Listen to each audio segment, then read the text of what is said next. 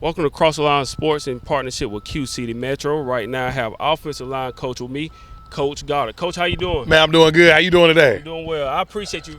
When I first got here, you actually greeted me when I came in, so I really appreciate it. No doubt, man. Trying to be that friendly face when you see us, man. It's all about that love and that family oriented here, man. I love it here. Absolutely. This is my first time coming down here. Well, I actually came, one of my best friends, Dwight Brandon, he played tight end here. Gotcha. Back in, it was almost like 10 years ago. Okay, cool. Right before me. Yeah, so he was here, so I came down here for homecoming. Oh, I know you like that. Oh, I had a good time. I came down my freshman and my sophomore year. I came down here for homecoming, and man, it was one of the best times that I had. Good, man. But this is my first time actually coming to watch you guys practice, and I really enjoyed it. You guys are really looking good. Good. So for you, so far, from what you've seen, like, how encouraging has it been seeing what you guys are doing, getting ready to head into Saturday night? Man, it's been very encouraging, man. We got some young guys stepping up, some old guys being leaders, young guys stepping up, some older guys being leaders, and so we look a lot better out there. Good to see the guys last year that was injured back on the field, man. We lost about 11 guys for the season last year,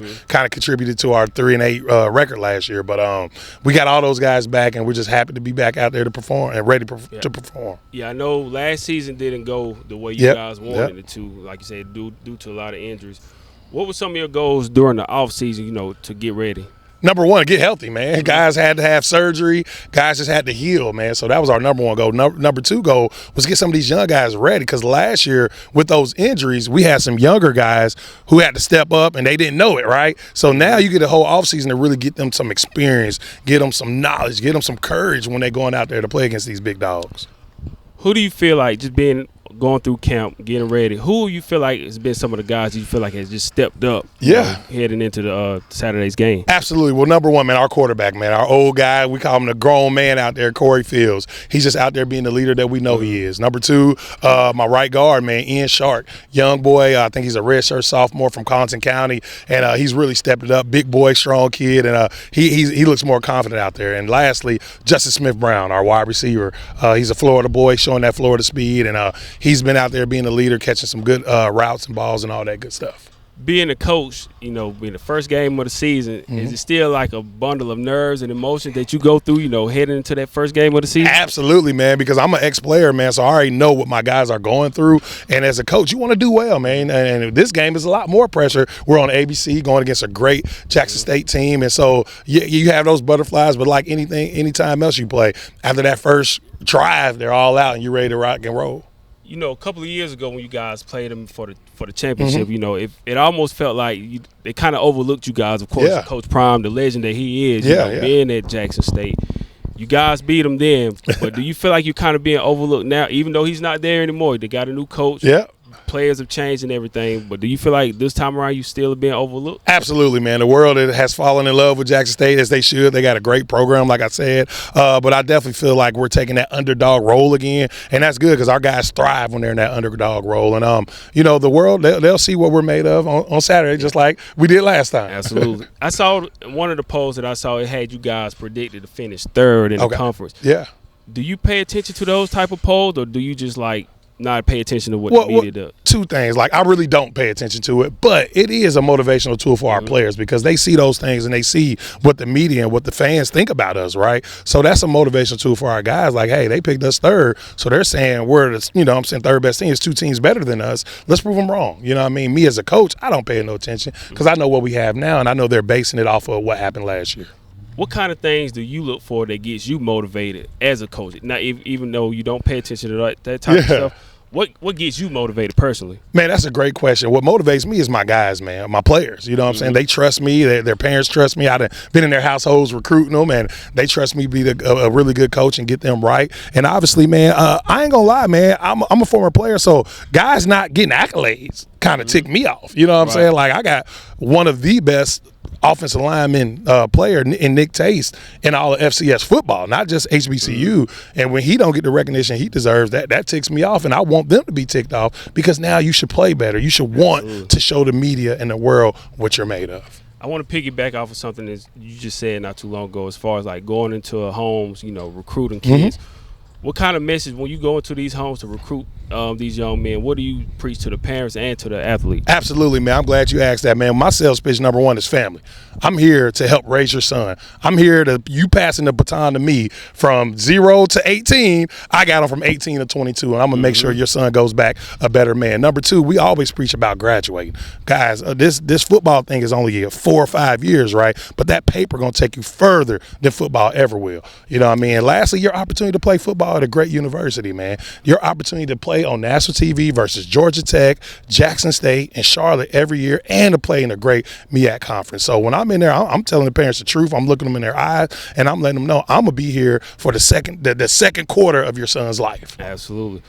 What do you feel like is like the biggest transition for those young men when they going from high school to get into college? I know for me, I didn't play sports. I went to USC Upstate, but I didn't play any sports. But the transition was kind of like the amount of free time that you have because you're alone. Your parents are not there to wake you up and make you go to class. And you have, of course, temptation is everywhere. Absolutely.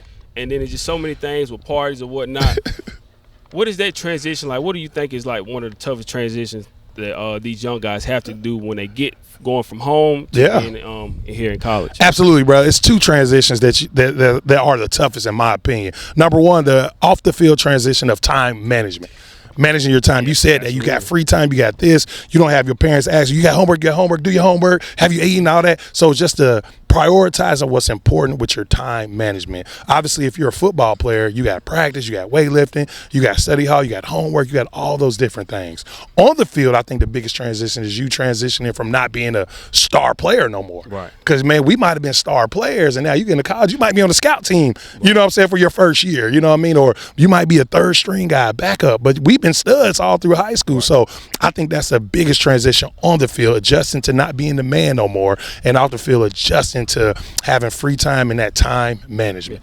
I talk to a lot of athletes, and I cover the Hornets. I do some things with the Hornets, and I sat with some athletes in our area, and I talk about, when you're in high school, you're like the best player on your team. Without a doubt. But then when you get to college, it's like the guys that you're with, they were the best guys on their team everywhere. As well. So everywhere. Like you assembling an all-star team. Absolutely. Now. So it's like you have to step up your game every single game. Man, you couldn't say it better, man. It is all-star team. Like, I went to the University of South Carolina, but I'm from Ohio. So I'm coming down to South Carolina. I'm thinking I'm hot stuff. I'm all-state, all this, all that. And I'm coming down here. The dude next to me is all-state, all this, all that. And then, South Carolina, we had Georgia boys. They all-state. We had Florida guys. They all-state. So now you got to rise to the top now. Are you going to pack it up and cry about it, or are you going to go lift extra weights or take extra protein or go do the extra stuff to make you a star player again?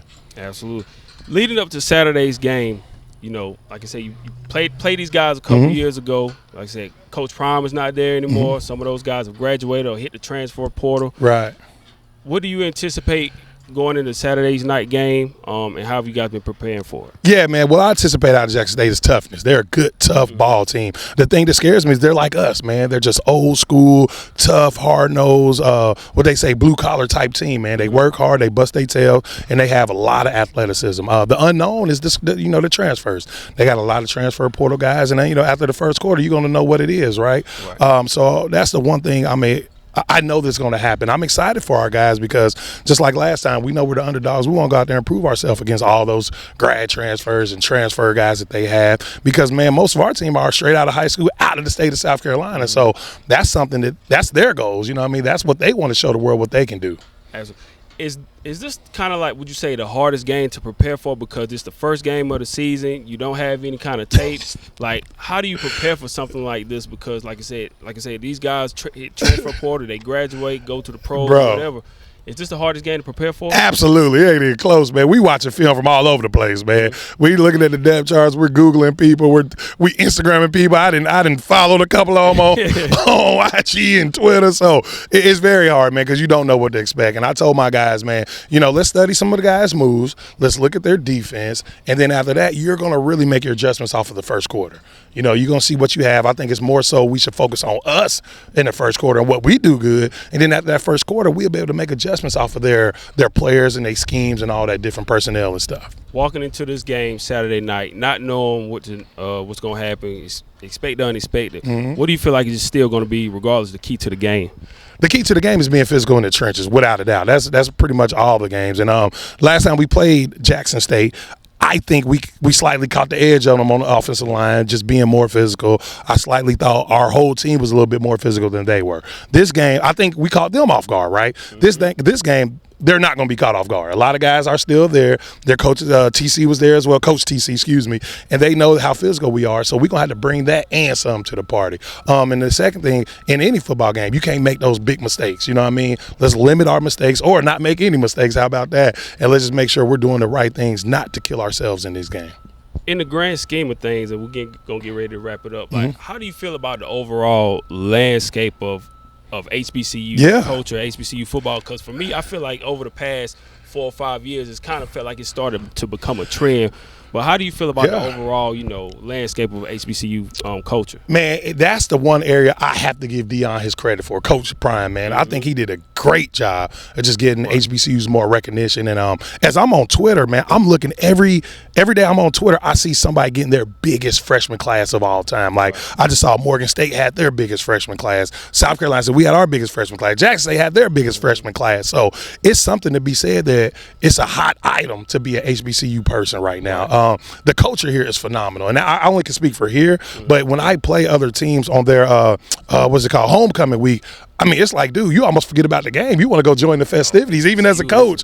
I'd never forget when we played FAMU on their homecoming, and dude, I almost forgot I was a coach. Like, I was ready to go do the electric slides or something. So the HBCU culture is like no other. I mean, when people see me with you see I got on the shirt literally that says family, and I didn't go to school here, but they treat me like family. And when I'm out in the grocery stores, I get more people dapping me up and hugging me when they see my SC State colors and my logo on. So that just lets you know how the culture is. It runs thick, man. And like I said, you got to give Coach Prime some recognition, some love for bringing more recognition to HBCUs, period. Why do you feel like it may have been overlooked? Because, before integration, the top players in the pros, Hall of Famers all over the place, bro. Hall of Famers, and then integration, it changed. Yeah. Why do you feel like after that it started to become overlooked? Because more African Americans went to PWIs. You know what I'm saying? And they made those PWIs great. You know what I mean? So just imagine. Just imagine if some of those really good African American players went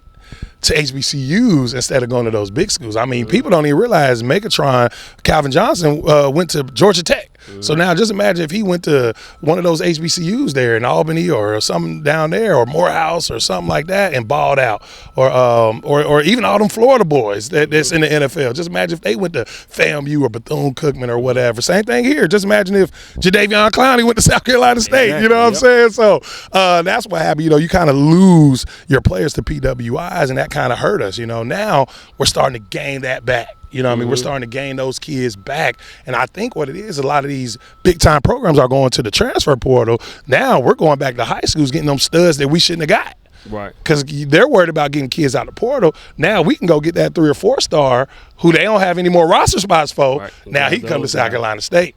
Yeah. Now he can go to North Carolina Central. Now he can go to North Carolina A&T, and now our programs look much, much better, Yep. So I think we're starting to get it back, bro. I think part of it, even outside of just HBCU culture, just like in business in general, just when people look at, a black-owned business or anything like that, we don't give it it kind of is like we almost look at it with certain, like a little bit of a disdain or something, like it's not worthy, or we don't look at it like we would like any other business. Now you're right.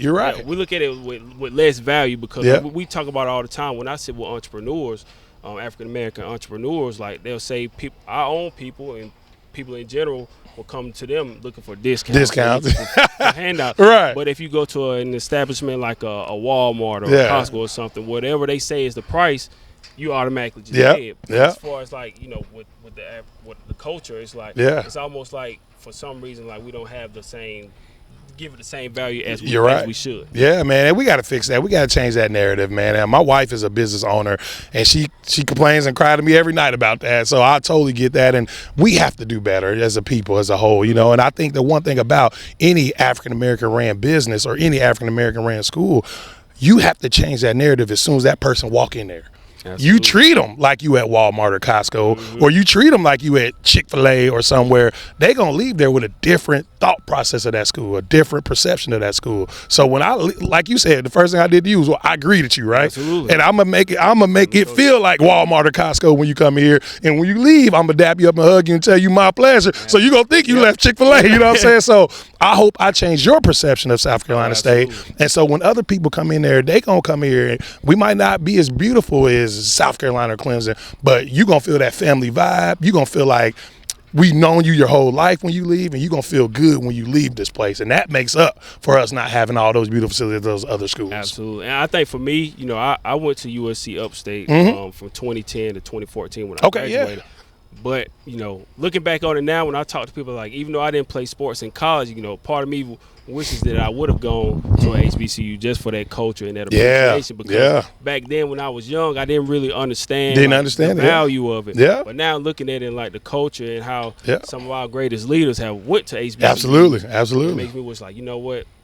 If I could do it over again, I probably would. I would choose a HBCU. And listen, bro, because I've been working here for 5 or 6 years, so this all my kids know. Like, my sons want to come here now, you know what I'm saying? And I love it because I'm like, man, we're making a difference. You know what I'm saying? I know I'm going to bring my kids here, and he's going to make a difference. So, I done fell in love with it myself. So Absolutely. So, a couple more questions. Oh, you good? Get ready to wrap it up.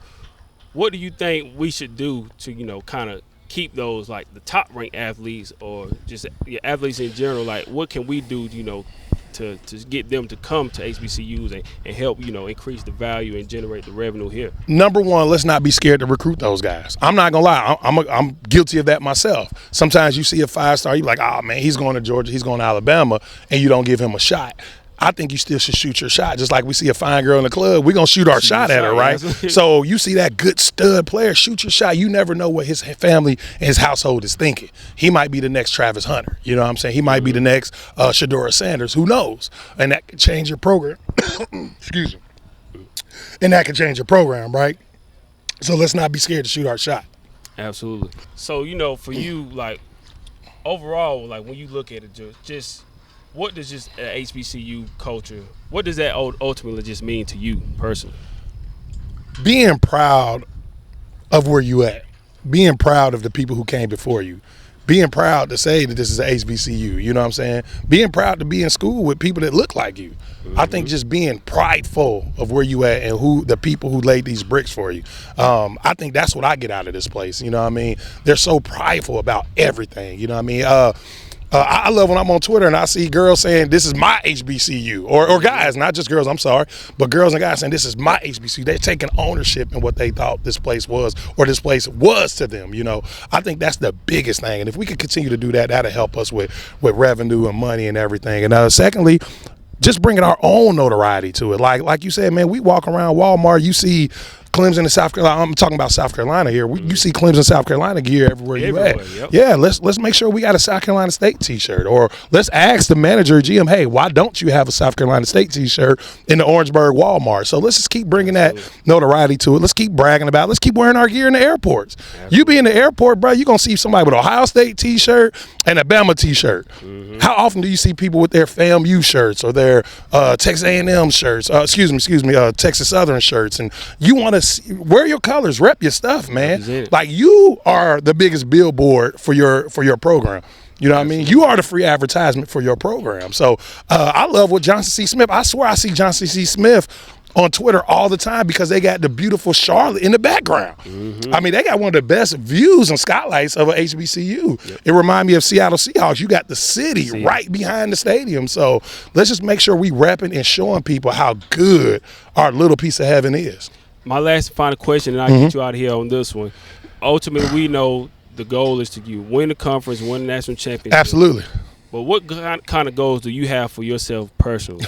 Personal goals. I don't really talk about my personal goals, because my personal goals is to make sure my guys are graduating. Okay. They're becoming better men, and they get an opportunity to go to the next level, right? Obviously, we always want to win championships. So, I mean, my goal, number one, is to win the MEAC championship. I know that road goes through North Carolina Central and some of the Howard and some of the other good schools here. Obviously, we want to get back to Celebration Bowl, man. We went 2 years ago, and, dude, it was phenomenal. The Cricket Celebration Bowl people put on a phenomenal show. The swag MEAC to MEAC. I mean, we had a great week there. So I definitely want these guys to experience that. Long-term goals down the line, just want to continue to coach O-line. Hopefully I get an opportunity at FBS level or NFL level. But right now, what I'm trying to do is make it happen here. I want to continue to put numbers up on our billboard up here, on our press box. And I want to make sure all of my young men that I recruit and offensive linemen all graduate from here. Absolutely. Coach Goddard, thank you for your time. Good luck Saturday night. Oh, yeah. We'll be around. Thank you. Man, thank you so much. Have a good one, big dog. Yes, oh, yeah.